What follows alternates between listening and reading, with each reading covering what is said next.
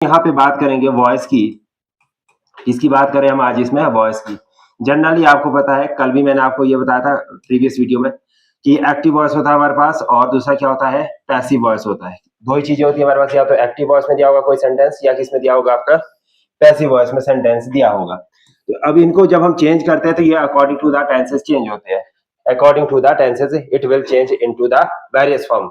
जैसे कि अगर हम इसमें टेंस की बात करें तो हमारे पास मेजरली यहाँ पे 8 type of tenses, 8 types of tenses है, जिसका हम क्या करते हैं, जिसका हम एक्टिव से पैसिव वॉइस में कन्वर्जन करते हैं, यानी कि हम इसको एक्टिव से पैसिव वॉइस में चेंज करते हैं। बाकी जो 4 टाइप ऑफ टेंसेस बच जाते हैं, फॉर्म ऑफ टेंसेस बचती है, उसको हम एक्टिव से पैसिव नहीं बना सकते, ठीक है, जो कि रूल के अकॉर्डिंग नहीं दिया है, ठीक है। तो ये हमारे पास बेसिक आएगा इसमें। और आज हम इसमें किससे करेंगे? इंडेफिनिट से स्टार्ट करेंगे। किससे स्टार्ट करना है हमने आज? इंडेफिनिट से स्टार्ट करना है। सबसे पहले तो आपको ये पता होना चाहिए कि जो हमारा इंडेफिनिट है वो क्या है। इंडेफिनिट में मोस्टली उन सभी वाक्यों को लिखते हैं हम, या ऐसे सभी कार्यों को लिखते हैं जो कि हमारे कैसे होते हैं? रूटीन में होते हैं, रेगुलर में होते हैं, हैबिचुअल होते हैं। इस तरह के वाक्यों को हम किस में लिखते हैं? इंडेफिनिट में। इंडेफिनिट का मतलब जो प्रॉपर्ली डिफाइंड नहीं है, not defined properly, that is called as indefinite, ठीक है। मतलब इंडेफिनिट, डेफिनिट, इंडेफिनिट, सिंपल आप समझ सकते हैं ना। तो इसका एक लेमैन लैंग्वेज में आप डेफिनेशन समझ सकते। यहाँ पे मैंने इंडेफिनिट बोला है तो इसका मतलब है कि यहाँ पर हम किसकी बात करेंगे? रूटीन एक्शन की। रूटीन एक्शन की बात कर सकते हैं हम इसमें, रेगुलर एक्शन की बात कर सकते हैं इसमें। किसकी बात करेंगे हम इसमें? रेगुलर एक्शन की बात करेंगे। या आपने इसमें कोई डेली टास्क हो रहा है, रेगुलर या डेली टास्क, ये सभी तरह के एक्शन हम इसमें लिख लेते हैं। या कोई आपका यूनिवर्सल ट्रूथ आ गया, यूनिवर्सल ट्रूथ है तो वो भी इसी में ही आएगा, इंडेफिनिट में ही लिखा जाता है उसको। हम whether we are not considering that कि ये इसमें कौन सा फॉर्म ऑफ लगाना है, कॉन्टिन्यूस है। कई काम ऐसे होते जो हम, जैसे मैं बोल रहा हूँ कि आई टीच यू डेली, ठीक है, तो इसका मतलब ये नहीं है कि भाई मैं तो रोज पढ़ा रहा हूँ और काफी समय से पढ़ा रहा हूँ। मैं बोल रहा हूँ I teach you daily English and I will finish it on Monday, ठीक है। तो फ्यूचर के लिए बोला ना मैंने कि भाई मैं मंडे को इसको फिनिश कर दूंगा। तो इसका मतलब क्या है कि मतलब ये मैं आपको लंबे समय से पढ़ा रहा हूँ, तो इसको ऐसे नहीं करेंगे हम कि भाई ये कॉन्टिन्यूस में ही बोलना पड़ेगा। कुछ ऐसे काम होते हैं हमारे जो हम रोजाना आदतन, या इसको क्या लिख सकते हैं हम इसमें? हैबिचुअल। हैबिचुअल भी कर सकते हैं कोई चीज, जैसे कि चाय पीना, मॉर्निंग वॉक करना, सुबह जल्दी उठना, ये सारे के सारे काम किस में आ जाएंगे? आपके आदतन में आ जाएगी। तो इन सभी एक्शंस को हम किस फॉर्म में लिख सकते हैं? Indefinite, whether it is present indefinite, past indefinite, future indefinite, ठीक है। तो ये मतलब कि मैं आपको क्या बता रहा हूँ, मैं आपको सिर्फ और सिर्फ इंडेफिनिट बता रहा हूँ, मैं प्रेजेंट पास्ट फ्यूचर नहीं बता रहा अभी, ठीक है। जैसे अगर कोई न्यूज की हेडिंग वगैरह आती है, किसकी आती है? न्यूज हेडिंग, ये भी आप इसी में लिखेंगे। किस में लिखेंगे? न्यूज की हेडिंग्स 11वीं इसी में लिखी जाती है। जैसे आपने देखा हो इंडिया वॉन द मैच, उसमें होता न्यूज़पेपर में फ्रंट में लिखा India won the world cup, India won IIC trophy. तो ऐसे जितने भी वाक्य लिखे जाते हैं वो देखो, अब जो वॉन है, वॉन क्या है? पास्ट फॉर्म है, मतलब कि second form of the verb use किया है, तो इसका मतलब कि जो एक्शन है वो खत्म हो चुका है, तो उसको हम किस में लिखते हैं? पास्ट इंडेफिनिट में। और फ्यूचर का होगा कुछ तो फ्यूचर में भी लिखेंगे। तो ये सभी तरह की जितने भी एक्शन है, या क्रिकेट कमेंट्रीज होती है, ठीक है, क्रिकेट कमेंट्रीज या कोई भी कमेंट्रीज चल रही है, उसको भी हम इसी फॉर्म में लिखते हैं। जैसे कि आप सुनते होंगे टीवी वगैरह में, तो Sachin has drived well to the corner, या जो भी बोल दिया उन्होंने, जो भी उसकी फील्ड वगैरह होती है ना, अभी मुझे इतना पता नहीं क्रिकेट के बारे में क्योंकि मैं देखता नहीं हूँ, ठीक है। तो इस तरह से ही जैसे बोलते कि he the Sachin Tendulkar throw the ball to the Virender Sehwag, ऐसे बोल दिया, क्योंकि हमारे टाइम के प्लेयर तो यही है ठीक है। आपके टाइम में तो और आगे ना शुभमन गिल वगैरह कोई कोई है ना, तो हमारे टाइम के तो सचिन और सहवाग ही होते थे। तो थ्रो का मतलब क्या? फेंकना, ठीक है। तो ये प्रेजेंट सिचुएशन चल रही है तो थ्रो बोल दिया। तो अगर वो पास्ट का होता है तो थ्रू हो जाता, ठीक है। फ्यूचर के लिए क्या हो जाता? फ्यूचर के लिए क्या? फ्यूचर के लिए भी थ्रो ही हो सकता है कि अगर इंडेफिनेट में हो तो थ्रो होगा, क्योंकि फर्स्ट फॉर्म लगती है। परफेक्ट में होगा तो जाके थ्रोन आएगा, समझे? ये नहीं है कि फ्यूचर के लिए थ्रोन हो जाएगा कि थर्ड फॉर्म लगी फ्यूचर में, ना। डिपेंड करता है हमारा किसके ऊपर, कि वो सेंटेंस का जो स्ट्रक्चर है वो कौन सा है, ठीक है। तो बेसिकली हमने कितनी चीजें समझी यहाँ पे, ये कुछ चीजें समझी किसके लिए, इंडेफिनिट के लिए। क्लियर है आपको? क्या नाम बोला आपने? गुंजन, नेहा, क्लियर है? किसी को डाउट? आपको क्लियर सभी को? चलिए ठीक। अब हम यहां से आगे बढ़ेंगे। सबसे पहला जो हम इसमें टेंसेस देखेंगे, टेंसेस के अकॉर्डिंग इसको चेंज करने का जो प्रयास करेंगे, तो पहला जो इसमें देखेंगे हम वो देखेंगे प्रेजेंट सिंपल। क्या देखेंगे हम इसमें? Present simple tense. ठीक है, प्रेजेंट सिंपल का रूल क्या है? डू डज, यही लगता है ना, डू डज। सिंपल का जो रूल रहता है वो रहता है do does plus first form of the verb, ये रहता है। And S and S is used, इस एस इज यूज्ड विद किसके साथ? थर्ड पर्सन सिंगुलर नंबर के साथ। थर्ड पर्सन सिंगुलर नंबर, इसके साथ आएगा ये सिंगुलर नंबर के साथ। ये भी हमने इसमें पढ़ा था। अब यहाँ पे जो सेंटेंस लिखेंगे आप एक्टिव वॉइस के लिए, सेंटेंस कैसे लिखेंगे? जैसे मान लो कि मैंने लिखी है Yashpal, Yashpal, Yashpal sits behind you, sits behind you, Yashpal sits behind you. ठीक है, सिट्स बिहाइंड यू। अब इसमें हमने ये एक्टिव बना दिया, एक्टिव टेंस बना दिया। ठीक है, कैसे बनाइए एक्टिव टेंस? इसमें देखो ये क्या हमारे पास? सब्जेक्ट। ये क्या हमारे पास है? वर्ब की फर्स्ट फॉर्म, और इसके साथ क्या लगा? एस और ईएस। क्यों? क्योंकि ये नाउन थर्ड पर्सन की बात कर रहे हैं, थर्ड पर्सन के साथ हमारे पास क्या आ जाता है? एस और ईएस आता है। ठीक है, तो ये हमारे पास क्या आ जाएगा पूरा का पूरा अदर वर्ड्स, या इसको आप क्या बोल सकते हैं? ऑब्जेक्ट भी बोल सकते हैं। क्या बोल सकते हैं आप? ऑब्जेक्ट भी बोल सकते हैं। तो प्रेजेंट इंडेफिनिट का रूल इतना ही है। ठीक है, प्रेजेंट में हम कैसे बनाते हैं? सेंटेंस ऐसे ही बनाते हैं। समझ आ रहा है? क्लियर है एवरीथिंग? अब हम इसका क्या बनाना है? पैसिव बनाना है। क्या बनाना है? Passive voice. क्या बनाएंगे अब इसका हम? Passive voice. पैसिव वॉइस बनाने के लिए क्या बनेगा कि जो ऑब्जेक्ट है वो सब्जेक्ट में आ जाएगा, और जो सब्जेक्ट है वो ऑब्जेक्ट में चला जाएगा। क्योंकि मैंने आपको कल एक चीज बताई थी। क्या चीज बताई थी मैंने आपको? कल मैंने बताया था आपको कि जब आप एक्टिव वॉइस लिखते हैं तो एक्टिव वॉइस में जो आपका सब्जेक्ट होता है, सब्जेक्ट क्या होता है? एक्शन परफॉर्मर होता है। यानी कि यहाँ पे काम किया जा रहा है, एक्शन परफॉर्म किया जा रहा है। ठीक है, और जो यहाँ पे पैसिव वॉइस की बात आती है, तो पैसिव वॉइस में जो सब्जेक्ट होता है वो एक्शन को रिसीव कर रहा होता है। क्या कर रहा था? एक्शन रिसीवर बन जाता है। वो क्या बनता है? वो एक्शन का रिसीवर बनता है। ये मैंने आपको दो बातें कल बताई थी, ये तो आपको क्लियर है। ठीक है, सिमिलरली अब यहाँ पे बनाना है। जब हम पैसिव बनाएंगे तो पैसिव को बनाते समय हमारे पास क्या आ जाएगा? सबसे पहले इसका स्ट्रक्चर आना चाहिए आपको समझ। सब्जेक्ट आ जाएगा सबसे पहले, सब्जेक्ट के बाद आपने क्या लिखना है? इज एम आर, ये तीन चीजें लिखनी है। क्या लिखना है? इज एम आर, यानी कि प्रेजेंट फॉर्म में दिया गया है डू डज, तो डू डज वाली वो जो फॉर्म है वो किस में कन्वर्ट होगी? इज एम आर में कन्वर्ट होगी। इज एम आर के बाद आपके पास यहाँ पे वर्ब की लग जाएगी थर्ड फॉर्म। कौन सी लगेगी? Third form. थर्ड फॉर्म के बाद हम यहाँ पे लिखेंगे बाय, और बाय के बाद हम यहाँ पे लिखेंगे अदर वर्ड्स या ऑब्जेक्ट। ठीक है, इस तरह से ये सेंटेंस आपका बन जाएगा। अब बताइए आप कैसे बनेगा? अब यहां बताओ कि यहाँ पे यू के साथ सब्जेक्ट, तो ऑब्जेक्ट तो हमारा कौन है? यू है। ठीक है, अब यू के बाद यहाँ पे इज लगेगा, एम लगेगा, आर लगेगा। क्या लगेगा? आर लगेगा, क्योंकि यू क्या है हमारे पास? प्लूरल फॉर्म में दिया है। तो इसको हमने कैसे लिखना है? You are. यू आर के बाद क्या आएगा? Sitting, seated, sit, sat, sat. क्या होती है इसकी सेकंड फॉर्म? थर्ड फॉर्म क्या होती है? Sit, sat, sat. ठीक है, you are sat behind, sat के बाद क्या आएगा? By behind Yashpal. ठीक है, sat you are sat by Yashpal, sat by behind Yashpal, है ना?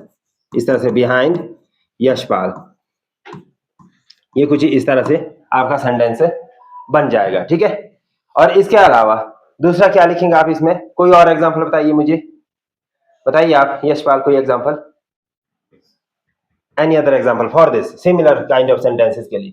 जैसे एग्जांपल के तौर पे हमने यहाँ पे क्या लिखा है? हमने यहाँ पे लिखा है एक्टिव वॉइस में, एक्टिव वॉइस में हम लिखते हैं P M Modi, PM Modi launches a new scheme, a new scheme। ये हमारा किस में आ गया? एक्टिव वॉइस में आ गया। किस में आया? ये हमारा एक्टिव वॉइस में सेंटेंस दिया गया है और इसका हमने पैसिव बनाना है। तो पैसिव कैसे बनाएंगे हम इसका? पैसिव के लिए सिमिलरली हमें पहले तो क्या करना, आइडेंटिफाई इसका जो सब्जेक्ट है वो कौन सा है। अगर हम यहाँ पे देखें इसका सब्जेक्ट, तो सब्जेक्ट इसका हमें यहाँ पे ये दिख रहा है, यह इसका क्या दिखा? सब्जेक्ट दिखा। इसमें वर्ब कौन सी दी गई है? ये इसकी वर्ब है। बाकी इसका other part of the sentence कौन सा है या ऑब्जेक्ट कौन सा है? ये है। अब हमने बाकी ज्यादा कुछ नहीं करना, हमने यहाँ का इसका सब्जेक्ट का ऑब्जेक्ट और ऑब्जेक्ट का सब्जेक्ट, वर्ब को वर्ब की तरह ही लिखना है, बस इतना सा करना होता है। ठीक है, अब जब इतना कर लेंगे हम तो हमारे पास जो ये ऑब्जेक्ट आएगा तो कैसे आएगा? न्यू पॉलिसी या स्कीम जो भी है ना, अ न्यू पॉलिसी या स्कीम है, स्कीम ही तो लिखा है ना, अ न्यू स्कीम। इसके बाद क्या लिखना हमने? इज एम आर लिखना है। तो क्या आएगा? इज, क्योंकि स्कीम तो एक ही की ना लॉन्च, इसलिए is, a new scheme is launched. ठीक है, LAUNCHED लिखिए, लॉन्च्ड। ठीक है, लॉन्च के बाद क्या आ जाएगा? बाय। ठीक है, बाय के बाद जो ऑब्जेक्ट हमारा क्या है? PM Modi, by PM Modi. ठीक है, तो ये बन गया हमारे पास पहला सेंटेंस। ठीक है, ये किस में बना? हमारा पैसिव वॉइस में। समझ आ गया ये सभी को? बस सिंपल इतना सा ही लिखना होता है इसमें। और क्या वाक्य बन सकते हैं इसमें? जैसे कि सपोज करो कि मैं एक और वाक्य यहाँ पे बना देता हूँ एक्टिव वॉइस में। क्या बन सकता है इसमें? जैसे क्रिकेट विद मी। हाँ, ये हाँ, तब तो वॉज आएगा, तब तो वॉज आना था। ठीक है, क्योंकि अभी हम इसको सेंटेंस किस में बना रहे हैं? प्रेजेंट में बना रहे हैं, तो यहाँ पे क्या रहेगा? You play only. ठीक है, अब यहाँ पर देखो ना क्या है, ये जो हमारा सब्जेक्ट है ये कहाँ पे दिया गया? इसमें देखना आपने कि सबसे पहले तो ये देखा आपने यहाँ पर ऊपर है, ये हमारे पास क्या है? सब्जेक्ट है। ये क्या है हमारे पास? वर्ब। वर्ब का मतलब क्या है? जिससे हम काम कर रहे हैं। अब काम किससे कर रहे हैं? प्ले। प्ले तो हमारा खेलना, तो ये काम है हमारा। ठीक है, क्योंकि बच्चे का काम क्या है? खेलना। तो हम क्या लिखेंगे? You play cricket. अब जब यहाँ पे यू प्ले क्रिकेट लिखा है तो यू प्ले क्रिकेट का ऑब्जेक्ट क्या, मतलब प्ले किस क्या कर खेल रहे हैं हम। अब आप इससे ही पूछना कि ऑब्जेक्ट कैसे लगे आप होता है कि यहाँ पे ऑब्जेक्ट कौन है, क्योंकि यहाँ तो विद मी भी है दिया हुआ, एनआर भी दिया, बहुत सारी चीजें दी है ना। तो आपने सिर्फ इसको बोलना कि प्ले क्या। इसको आप जब ऐसे बोले क्या खेला, तो इसने बोलना खुद की मैं क्रिकेट खेला। बोला ना इसने खुद, मैंने तो नहीं बोला, ये तो खुद ही बोला। या बोला इसने खुद की क्रिकेट, तो ये बन गया आपका ऑब्जेक्ट। क्या बन गया? ऑब्जेक्ट। अगर आप बोले आपने क्रिकेट किसने खेला, तो आपने बोला कि तुमने खेला, तुम, यानी कि ये क्या बन गया? सब्जेक्ट। जब आप ऐसे पूछेंगे किसने खेला, अगर यहाँ क्या लिखा आपने? किसने, तो आपको सब्जेक्ट का पता चलेगा। जब आप बोलेंगे क्या खेला, तो आपको ऑब्जेक्ट का पता चलेगा। और अगर आपने बोला कि तुमने क्या खेला, यहाँ पर अगर आप ऐसे भी देखेंगे, इससे पूछेंगे तुमने क्या खेला, तो ये बोलेगा क्रिकेट खेला, इससे भी ऑब्जेक्ट का पता चला, यू ने ऑब्जेक्ट खेला। ठीक है, इस तरह से आप इसको क्या देख सकते हैं कि आप इसमें आइडेंटिफाई कर सकते हैं कि सब्जेक्ट और ऑब्जेक्ट क्या है हमारे। जब सब्जेक्ट और ऑब्जेक्ट का पता चल गया तो वर्ब तो खैर ऑटोमेटिकली दी हुई होती है, तो उसी को हमने इसमें कन्वर्ट करना होता है। अब जो ऑब्जेक्ट है वो कहाँ जाएगा? सब्जेक्ट में। यहाँ पर लिखा है ना मैंने, ये देख लो, ये ऊपर कहाँ पे दिया है? वहां पे दिया है ना लास्ट में, ये हमारा ऑब्जेक्ट है। ऑब्जेक्ट कहाँ आ गया?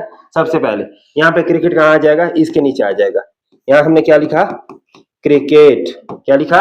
क्रिकेट। अब क्रिकेट कैसा है? फर्स्ट पर्सन है, सेकंड पर्सन है, थर्ड पर्सन है, ये भी देखना पड़ेगा, क्योंकि ये आता है नाउन में। Cricket is a part of game. ठीक है, तो नाउन, इसलिए इसको हम किस में लिखते हैं? थर्ड पर्सन कैटेगरी में लिखते हैं। तो इसमें यहाँ पर क्या आ जाएगा? इज। ठीक है, क्योंकि प्लूरल नहीं है ना, सिंगुलर है ये। Cricket is. अब इसके बाद क्या लिखना है? Played. Cricket is played. Played के बाद क्या लिखना आपने? बाय, क्योंकि ये तो बाय यही दिया हुआ, ये तो कहीं और से नहीं लाना आपने। ठीक है, बाय। ऑब्जेक्ट क्या आ जाएगा? यू, क्योंकि अब ये वाली चीज यहाँ जा रही है ना, कहाँ जा रही है? पीछे को जा रही है, तो अब यहाँ पर ये यू कहाँ आएगा? बाय के बाद यहाँ पे यू आ जाएगा। अब cricket is played by you, अब किसके साथ लिखा? With me for an hour, ये ऐसे ही आ जाएगा, इसको चेंज नहीं करना। ठीक है, with me for N R, बस बन गया सेंटेंस। बन गया सेंटेंस कि नहीं बना? बना है ना सेंटेंस। तो वैसे इसी तरह से बनाने आपने sentences.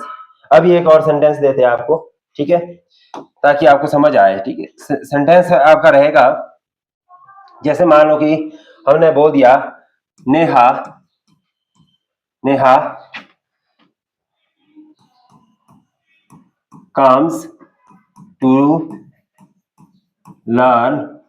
learn spoken English, spoken या इंग्लिश स्पीकिंग क्लासेस, कुछ भी लिखिए, स्पोकन इंग्लिश, बस इतना ही लिख लो, चलो ठीक है, इसका भी बन जाएगा। Neha comes to learn spoken English.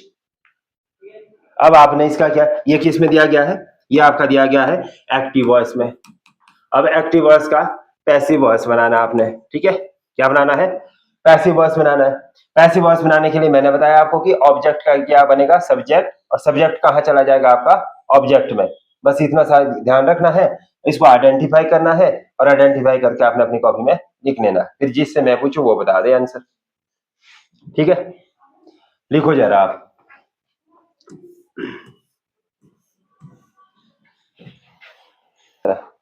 Feed में जाना चाहिए ना, जा नहीं रहा फीड में, ठीक है। गुंजन, बन गया सेंटेंस, गुंजन बोलो,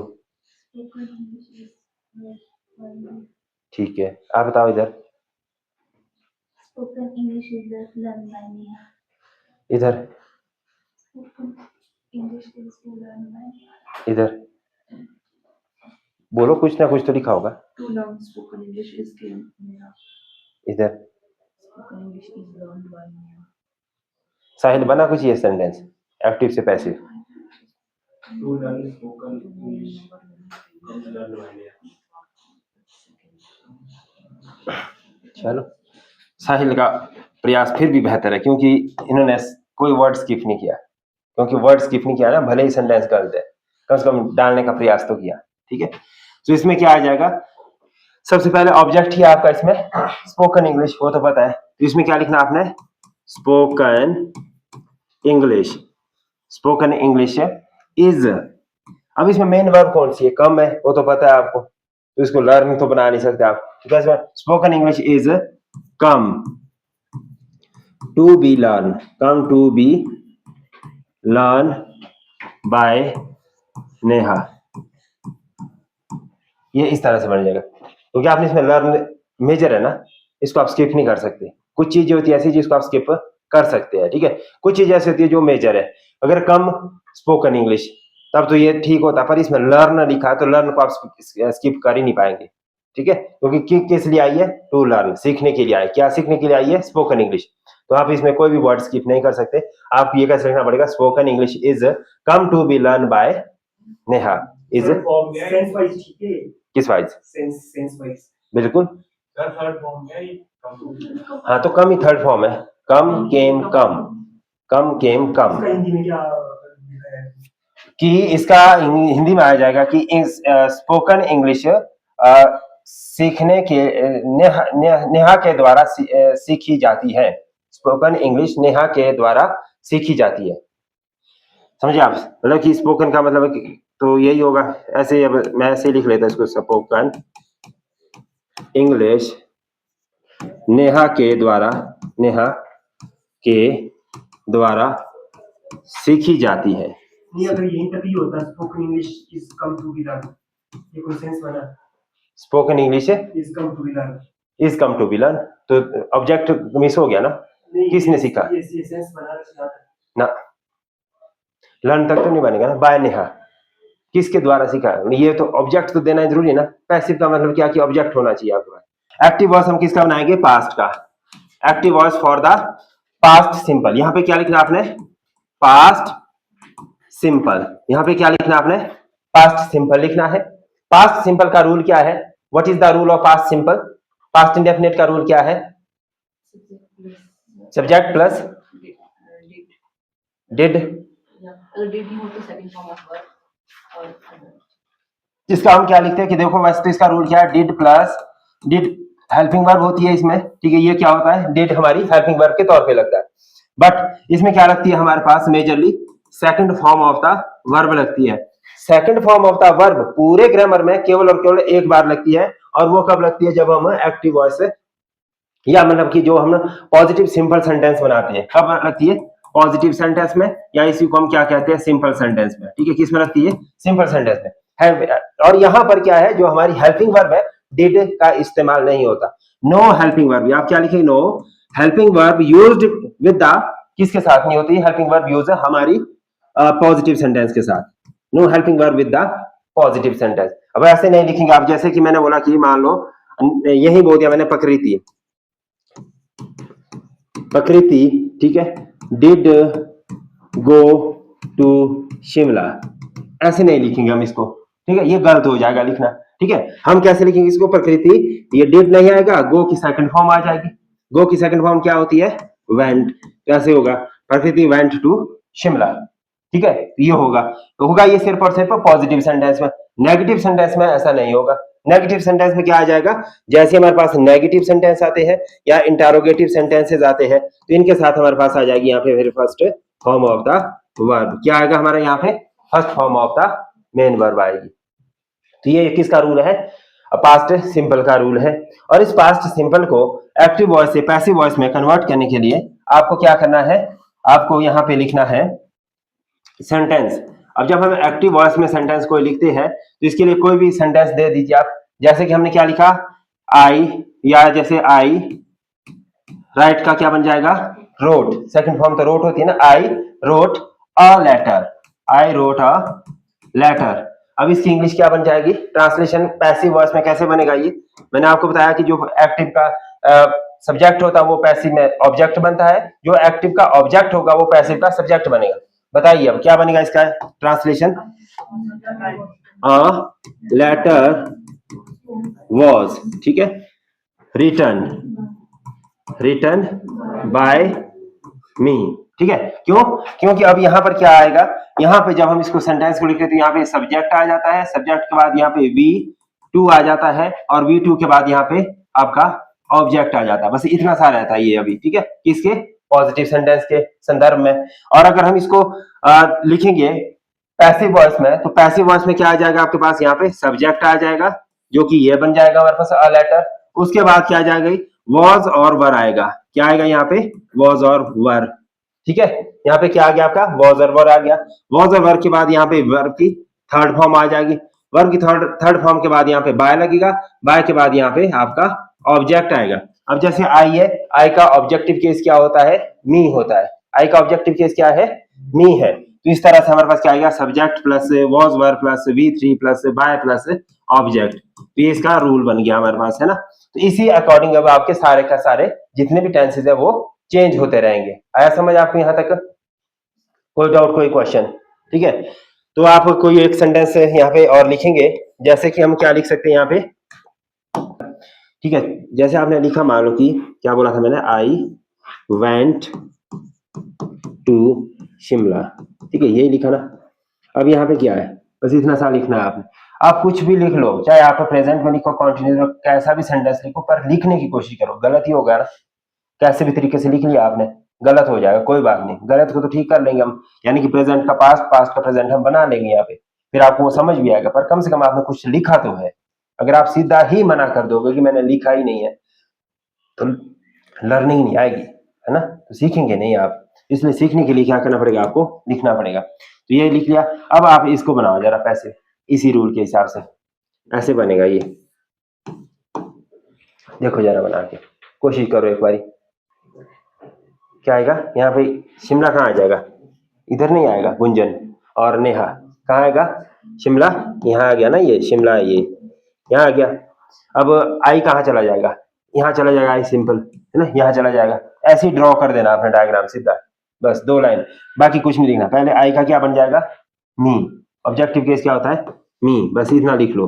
अब यहाँ पे वेंट है, वेंट की थर्ड फॉर्म लगनी है, ठीक है, क्या होता है? गॉन। तो ये भी आपने लिख लिया। अब इसके बीच क्या बच गया? इसके बीच में बच गया कि वॉज और वर लगेगा। क्या लगेगा? अब शिमला के साथ क्या लगता है? एक ही है ना, एक ही शिमला, 2-4 शिमला तो नहीं है हमारे पास। तो इसके साथ हमें यहाँ पे क्या लगाएंगे? वॉज। अब वॉज के वर्ब की थर्ड फॉर्म तो हम ऑलरेडी लगा चुके हैं। उसके बाद क्या बच गया? बाय। बस ऐसे लिखना है आपने। तो ये पास्ट का हमारे पास रूल हो गया। पास्ट समझ आ गया? किसी को नहीं आया? साहिल आया समझ? यशपाल समझ आ गया? इधर आ गया समझ? आशीष? चलो ठीक है, आगे बढ़ेंगे। फ्यूचर सिंपल से फ्यूचर सिंपल सेंटेंस बनाएंगे। फ्यूचर सिंपल सेंटेंस में क्या बनना है हमारा? फ्यूचर सिंपल सेंटेंस में हमारे पास जो रूल रहता है, क्या रहता है रूल? वेरी गुड, ठीक है। यहाँ पे क्या आता है आपके पास है, इसमें जो रूल आता है विल और शैल आता है, और विल और शैल के साथ हम V1 का यूज करते हैं। और मैंने ये बताया था कि विल कब लगता है, शैल कब लगता है, वो भी आपको क्लियर होगा, है ना। किसी को डाउट है? एक सेंटेंस लिखा है मैंने यशपाल यहाँ पे, ठीक है, कि जैसे मैंने लिखा यहाँ पे यशपाल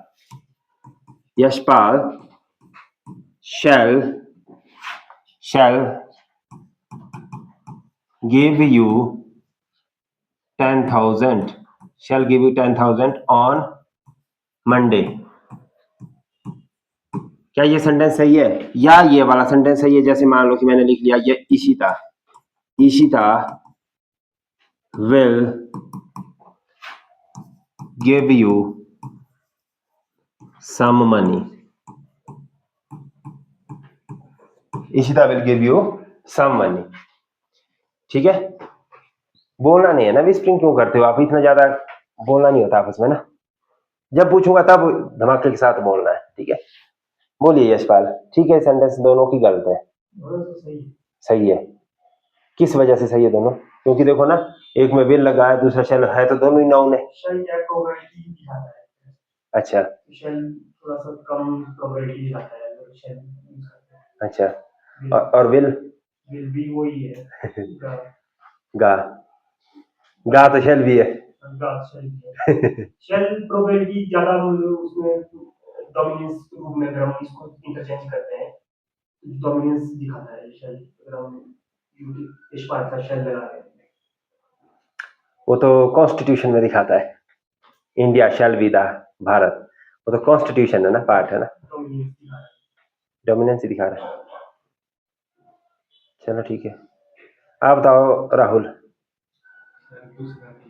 दूसरा ठीक है, पहला नहीं। मैंने ये भी बताया था ना आपको साथ में कि जो आई और वी है उसके साथ हम क्या लगाते हैं, शैल। बाकी के साथ क्या लगाते हैं, जैसे इसके बाद क्या बच गया, यू, दे और ही, शी, इट, या कोई भी नाउन है तो इनके साथ लगेगा विल। ये रूल है, ये ग्रामर का रूल है, ठीक है। ये क्या है, ग्रामर रूल है ये भी ग्रामर रूल है जो मैं बता रहा हूं अभी, ठीक है। इसमें क्या है, दोनों ही सेंटेंस सही है। अब इसमें देखेंगे ये प्रोबेबिलिटी नहीं दिखा रही कोई भी, है ना, प्रोबेबिलिटी वगैरह कुछ नहीं है। ये क्या बता रहा है आपको, ये बताता है आपको अगर शैल, जैसे आपने कॉन्स्टिट्यूशन में देखा, I shall entitle all this article to the citizen of India. मान लो कि मैंने ऐसे बोला ना, कॉन्स्टिट्यूशन में ऐसे बोलते आई शैल, ठीक है। तो इसमें आई शैल का मतलब क्या है, आई शैल का मतलब कि आई एम प्रॉमिसिंग यू। क्या कर रहा है इसमें, आई एम प्रॉमिसिंग। अगर कहीं पे फ्यूचर, तभी यहाँ पे क्या लिखना आपने, रूल इसके लिए फ्यूचर प्रॉमिस की बात आ जाए, डिटर्मिनेशन की बात आए, किसकी बात आए, डिटर्मिनेशन की बात आए, डेडिकेशन की बात आए, किसकी आए, डेडिकेशन, या आप किसी और चीज की बात कर रहे हैं, ठीक है, जैसे किसकी, थ्रेट, वार्निंग, ठीक है, किसकी बात कर रहे हैं, थ्रेट, वार्निंग, या कुछ और चीज की बात कर रहे हैं, ठीक है। तो ऐसे सभी कंडीशन में हम जो आपका नाउन होगा, थर्ड पर्सन होगा, उसके साथ शैल यूज करेंगे। अदरवाइज तो दोनों विल है, ये भी सही है, ये भी, ये तो फिर इस हिसाब से गलत हो जाएगा, मतलब फ्यूचर इंडेफिनिट के रूल के हिसाब से तो गलत है ये। पर यहाँ पे जो प्रॉमिस की बात की जा रही है, यहाँ पे लिखा ना गिव यू 10,000, यहाँ से क्लियर हो रहा है। अब यहाँ पर मैंने क्या लिखा, सम मनी, यहाँ कोई प्रॉमिस नहीं है कि देगा, कि थोड़ा बहुत पैसा देगा आपको, पर यहाँ तो प्रॉमिस है कि भाई 10,000 देने, और वो भी कब देने, सोमवार को, इंडिकेट भी कर दिया। पर यहाँ कोई टाइम टेबल नहीं दिया कि आपको मैं पैसा दूंगा। जैसे बोला Ishita give you some money, Ishita आपको थोड़ा पैसा देगी, अब कब देगी, अभी देगी, कल देगी, साल बाद देगी, 10 साल बाद देगी, कोई पता नहीं है ना। लेकिन यहाँ मैंने प्रॉमिस कर दिया कि सोमवार को ही मिलेगी आपको पैसे, ये क्या हो गया, फ्यूचर प्रॉमिस। जब प्रॉमिस की बात आती है तो वहां पे शेल लगेगा, और जब शेल होगा लगा तो सेंटेंस अगर ऐसे दिया होगा, मान लो कि अगर आप यहाँ पे, अगर इसी को मैं, जैसे आपने बोला कि ये प्रोबेबिलिटी ज्यादा दिखाता है, अगर इसको मैं यहाँ पे शेल लिख लेता हूं तो ये सेंटेंस गलत हो जाएगा, ग्रामर के रूल के अनुसार क्या हो जाएगा, गलत हो जाएगा, क्योंकि इसने प्रॉमिस तो नहीं किया ना, ये तो सिंपल सेंटेंस ही बोला है। सिंपल सेंटेंसेस में तो ये सेंटेंस हो जाएगा गलत। लेकिन अगर मैंने इस हिसाब से बोला, किस हिसाब से, इस हिसाब से, क्योंकि इसमें पर्टिकुलर डेज की बात की है मैंने, यहाँ पे किसकी बात की है, पर्टिकुलर डेज की बात की है, तो इसलिए ये फ्यूचर प्रॉमिस है। फ्यूचर प्रॉमिस में हम सब्जेक्ट के साथ यानी कि नाउन के साथ हम शैल का इस्तेमाल कर सकते हैं। ये एक फ्यूचर इंडेफिनिट का रूल है। गुंजन समझ आया? क्या समझ आया गुंजन? बोलो हाँ हाँ नहीं करना, क्योंकि हो सकता है कि देखो नहीं आया अभी आपकी एक तो वेरी फर्स्ट डे क्लास है ना, क्योंकि टेंसेस वगैरह आपने नहीं पढ़े, तो अभी जब टेंसेस वगैरह पढ़ोगे तब आपको और ज्यादा क्लैरिटी आएगी, है ना। ये मुझे भी पता कि नहीं आता समझ बीच में टॉपिक चला हुआ, तो इसलिए तभी मैं बार बार बोल रहा हूँ कि अगर नहीं आ रहा समझ तो मैं दोबारा से भी बताने के लिए तैयार हूँ, ऐसा भी कोई इशू नहीं है। अगर जैसे फिक्स होगा ना, अगर डे भी दिया होगा और मतलब पेस्ट दिए नहीं, तो लगेगा शायद करना, अगर भी लगेगा यहाँ पे तो गलत हो जाएगा। प्रॉमिस है ना ये। जैसे मान लो कि I will qualify my CSE exam this year, या आई शैल क्वालिफाई माई एग्जाम। ठीक है, बस नहीं दोनों सही है, दोनों सही है। ये सिंपल फ्यूचर बोला है, प्रॉमिस वगैरह कुछ भी होगा शैल ही लगेगा उसके साथ। चाहे कुछ चाहे यू है चाहे आई है चाहे वी है, नहीं ऐसा नहीं है। सिंपल किसके साथ? इसके साथ लगेगा। इसका मतलब क्या है, मैंने आपको बताया था ये ऐसे इंटरचेंज हो जाएगा, मतलब कि इनके साथ फिर शैल लगेगा और इसके साथ भी लगा, जैसे यहाँ पे मैंने लगाया will, I will, we will, तो ये भी प्रॉमिस है। दिस ईयर मैंने ये बोला कि इस साल में अपना CSE का एग्जाम क्वालिफाई करूंगा, तो ये प्रॉमिस है, मतलब या प्रॉमिस या डेडिकेशन ही है मेरी। क्या है ये? मेरी डेडिकेशन, प्रॉमिस तो नहीं है ना, क्या है ये? डेडिकेशन की मेरी ये पूरी डेडिकेशन की साल मैंने क्वालिफाई करना, हो सकता है ना हो, पर अपने आपसे तो डेडिकेशन है ना। जैसा सपोज करो आपने बोल दिया यशपाल कि आई विल, आपका ये डिटरमाइन किया आपने, I will clarify my voice rule, ये आपने डिटरमाइन कर दिया कि मैं इसको क्लैरिफाई करूंगा चाहे घर में ही करना पड़े। ठीक है, तो ये डिटर्मिनेशन है आपका। तो डिटर्मिनेशन के लिए आप यहाँ पे क्या लगाएंगे? आई विल लगाएंगे। वैसे तो इन जनरल अब हम शेल बहुत कम यूज करते हैं, जब हम कम्युनिकेशन की बात करते हैं ना तो शेल का अब यूज ही नहीं होता। अब क्या करते हैं हम यूज? विल ही ज्यादा, I will, he will, she will, कोई रूल का हाँ, मतलब कि अब नहीं होता कि सिर्फ कम्युनिकेशन में, पर ग्रामर तो ग्रामर है ना, जहां पे आप ग्रामर को फॉलो करेंगे तो वहां पर आपको अब ऐसे भी है उसमें देखो थोड़ा सा आपको सुनने में शायद मिस्टेक रहा होगा, उन्होंने ये बोला कि आई विल करते हैं, यूज क्या करते हैं? आई विल को, मतलब कि आई शैल, आई विल, इनको हम आई लिखते हैं। कैसे लिखते हैं अब? आई, अब यही लिखा जाता है। इसका मतलब क्या होता है? इसका मतलब शैल भी होता है, इसका मतलब विल भी होता है। ये एक्रोनिम्स है, मतलब शॉर्ट फॉर्म है, तो इस तरह से लिख लेते हैं। क्या लिख लेते हैं? जैसे मान लो मैंने लिखा यहाँ पे आयल, तो आयल का मतलब यहाँ शैल भी है, आयल का मतलब यहाँ विल भी है, दोनों ही है।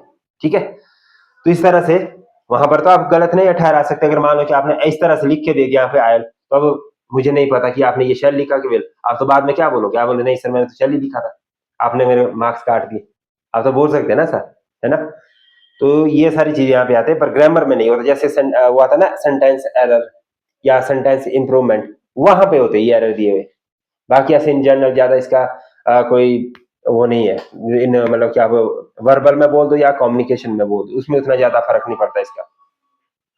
ठीक है, तो हमने क्या करना है इसका, ये इस तरह से इंटरचेंज हो जाएगा, मतलब कि आई और वी के साथ विल लगेगा और you they he she it या किसी नाउन के साथ शैल लगेगा। कब लगेगा? जब हम बात किसकी कर रहे हैं? Future promise, determination, dedication etcetera की बात कर रहे हैं। ठीक है, क्लियर?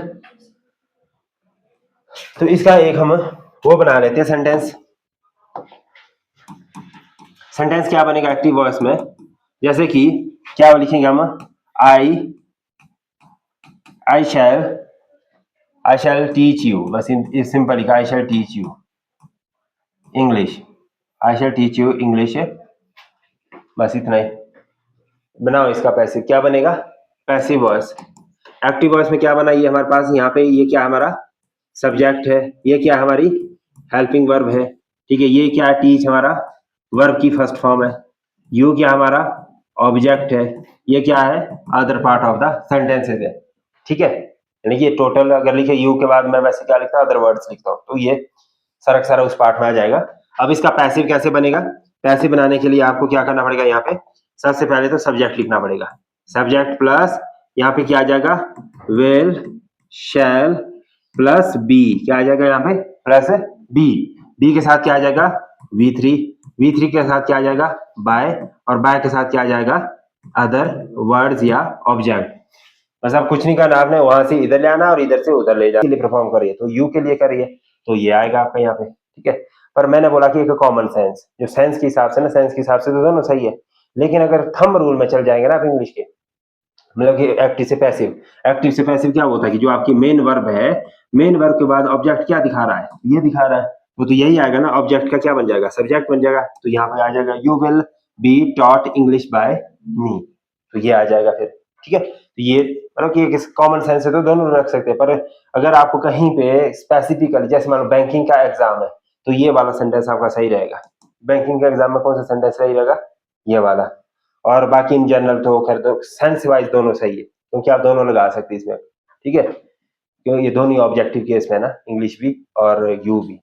पर नियर बाय वर्ब या नियर बाय एक्शन कौन सा है, यू, ठीक है। अगर आप यहाँ से पूछेंगे ना कि आई शैल टीच, टीच कौन, किसको, किसको पढ़ाते हैं, अगर ऐसे पूछेंगे किसको, तो यू आता है, इंग्लिश तो नहीं आता ना, to whom teach you, you कैसे आता है, तो यू का मतलब है यही हमारा मेन ऑब्जेक्ट है। आया यशपाल समझ आइडेंटिफाई करने के लिए, तो ये ज्यादा मतलब ग्रामेटिकली यही सही है हमारा, और इन सेंस वाइज ये सही, सेंस वाइज ये सही है ना। तो ये आज हमने यहाँ पर क्या पढ़ा, इंडेफिनिट टेंस पढ़ा, बाकी हम इसके बाद कल पढ़ेंगे, ठीक है। इसको बंद करना तो साइड वहां से।